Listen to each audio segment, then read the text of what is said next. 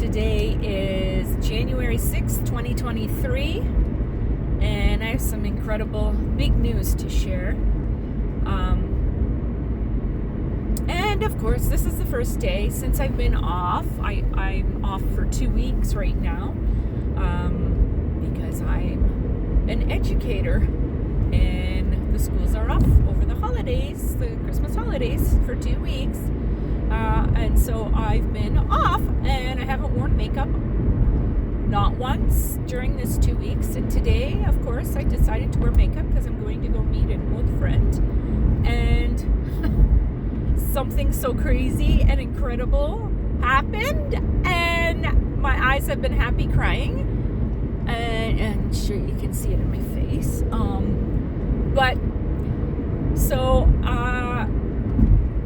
It's such a crazy story, and it's such a God story, the way all the minutia happened. That's minutia. I just recently learned that word. It's all the little intricate details of a situation.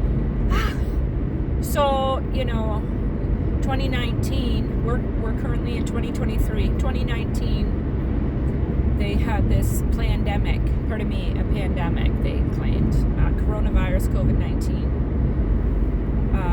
And they started introducing these vaccines and forcing them and making them mandates on people. If you decided not to get it, you could face getting fired, and they were justified to let you go. Well, everybody at my workplace, there was 53 people that worked for the company that I worked for as a PSW, taking care of the elderly, and 52 of them all got vaccinated and double vaccinated and triple vaccinated and so on. I think we're up to 5 vaccines now. Anyways, I strongly felt the Holy Spirit tell me not to take the vaccine. So it was getting close to the nitty-gritty. I claimed and did a religious exemption form, claiming my amendment rights through the Charter of Rights and Freedoms Act. And then all of a sudden, after almost 12 years of working for my employer as a PSW, I get a text message stating the religious exemption no longer works. They've changed the policies and procedures, and I can no longer provide services to my clients until I get the vaccine. So I got fired. Without just cause, I got fired. Through a text message to boot. Anyways, that was devastating. I held everything off because I made a commitment to my clients. They became family to me. I had one lady, Mary Lou, she was there from the very beginning. So I had her, took care of her husband till he passed away, and then I committed to her and told her I would stay with her until God calls her home or God calls me home. But I committed to her, and then all of a sudden that happened. That was so devastating. Anyways, I was completely lost. I was like, God, what am I going to do? Show me the way. What do you want me to do? I don't want to fall apart, but I, above everything, wanted to be obedient to you, and I know I heard your voice to not get that vaccine. So here I am. Now what? Within the same week, this was I believe it was a Monday. By Friday, I was enrolled in college at nearly 50 years old. I was 49 when I enrolled in college for the DSW program, which is Developmental Service Worker, working as an educational assistant in the schools with children that have special needs. It was so bizarre how it all happened. So many little details. Anyways, so then I was enrolled in college by the end of the week. And, college costs a lot of money, but I applied for OSAP. I was approved for OSAP, which is government funding, and I began my college career. Well, I didn't know how to open a textbook at 50 years old and read a college textbook and understand what you're reading. I would read and read and read, and nothing was soaking in. I wasn't comprehending what I was reading, and it was so bizarre. You get into this automatic pilot phase of just doing what you need to do, and I had to relearn everything.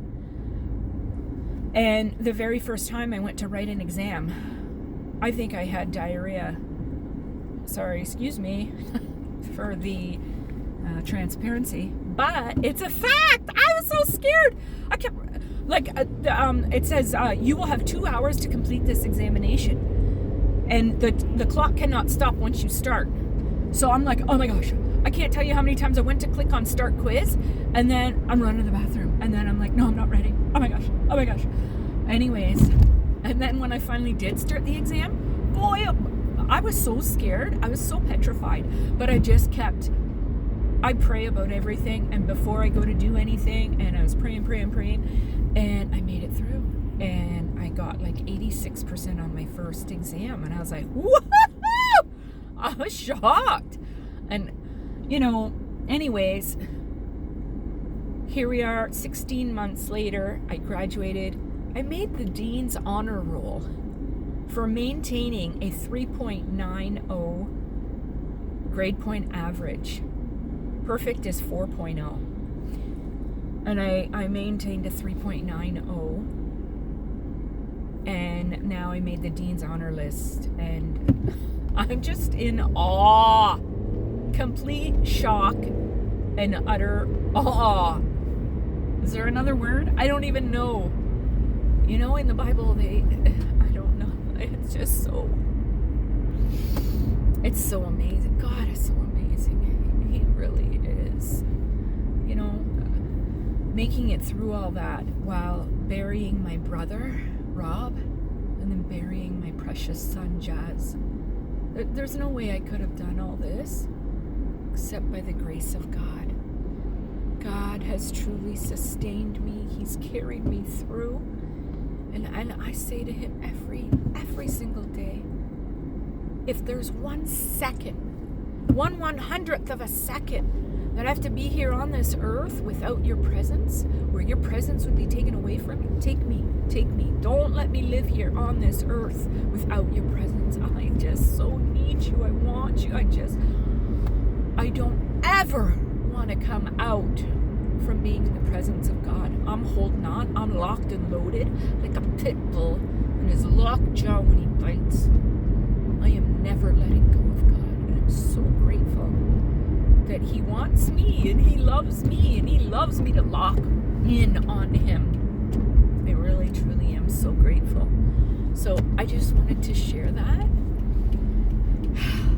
because it's such a huge, wonderful miracle from God. Have a blessed day, friends. And don't doubt that you can't do anything without Christ.